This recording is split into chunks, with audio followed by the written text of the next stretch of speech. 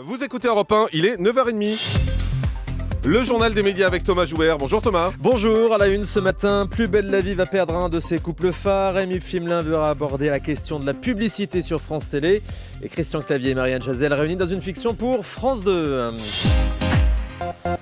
Et on commence avec deux comédiens de la série Plus belle la vie qui vont partir. Oui, Ambroise Michel et Aurélie Vanek qui interprètent Ninon et Rudy, un des couples phares du feuilleton quotidien de France 3, vont quitter Plus belle la vie. Télé Loisirs nous apprend aujourd'hui qu'ils ont tourné leur dernier épisode le 7 février dernier. On verra ça prochainement donc sur France 3 et on verra comment les scénaristes se sont débrouillés pour les faire disparaître de l'histoire.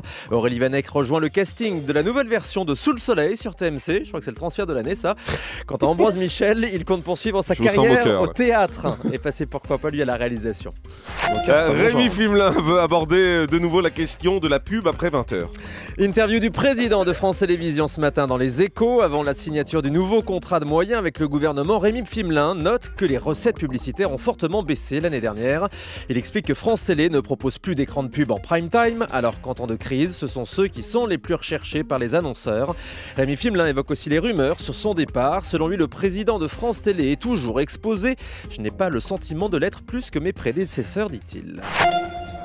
Deuxième épisode de Top Chef ce soir sur M6. Oui, avec des candidats qui vont cuisiner à Marseille pour régaler les nageurs Laure et Florent Manodou, Camille Lacour, Fred Bousquet et Grégory Mallet. Des candidats de plus en plus difficiles à dénicher, comme l'explique l'un des membres du jury, Christian Constant, au micro d'Europe 1.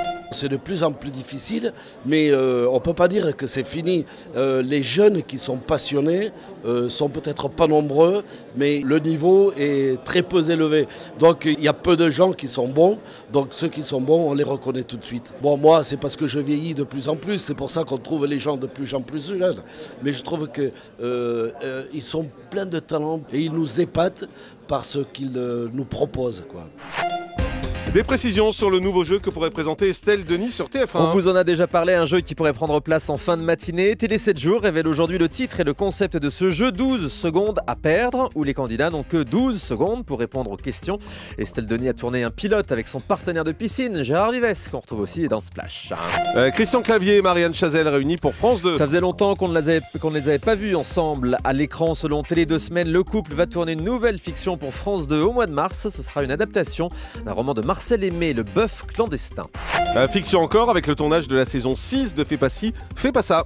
C'est reparti pour les aventures des Boulets et Le Pic avec l'ensemble des comédiens. C'était un peu incertain pour Valérie Bonneton, mais la production s'est arrangée avec son agenda. La suite des épisodes sera tournée plus tard, entre avril et juin, pour une diffusion en novembre prochain sur France 2. Le Bachelor revient ce soir sur NT1. Le Bachelor qui marche pas fort d'ailleurs le lundi soir. Ce soir, le gentleman célibataire va emmener ses prétendantes en Islande. Mais y a-t-il vraiment de l'authenticité dans ces rencontres? Est-il parvenu à oublier les caméras? Adriano, le Bachelor, répond au micro d'Europe 1. Alors, c'est vrai que c'est difficile à gérer les caméras, surtout au début. Moi, comme vous pouvez voir, j'étais vraiment stressé au début parce que c'était un milieu complètement nouveau et voilà, je devais penser à il y a une caméra à droite, à gauche, une derrière, une devant. Mais bon, ça c'était plutôt le premier jour. Après, vraiment, ça passe, on commence à savoir le gérer. Et voilà, après c'est tout naturel, c'est moi-même, c'est voilà. Une nouvelle série internationale commandée par Canal+.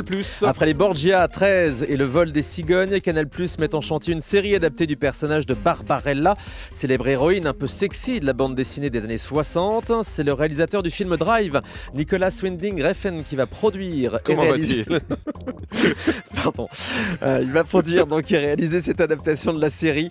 Il va faire appel d'ailleurs au scénariste des derniers James Bond. Ça promet donc du grand spectacle, oui. Ce fameux Nicolas Winding Refn qu'on connaît tous. Et puis un invité de marque, plus connu celui-là, aux 20h de TF1 ce soir. Exactement, Bruce Willis sera sur le plateau du journal pour répondre aux questions de Gilles Boulot et pour assurer surtout la promo du film Die Hard, Belle journée pour mourir, qui sort la semaine prochaine au cinéma.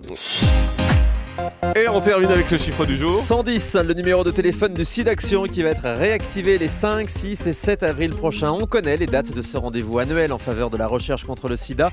Le SIDAction qui pourra compter cette année sur le soutien de 3 nouvelles chaînes de la TNT, Sister, D8 et D17. Comme les autres chaînes, elles lanceront des appels aux dons pendant ces 3 jours en espérant que ça fasse monter le compteur. L'année dernière, le SIDAction avait permis de récolter 4 millions d'euros. Merci Thomas Joubert.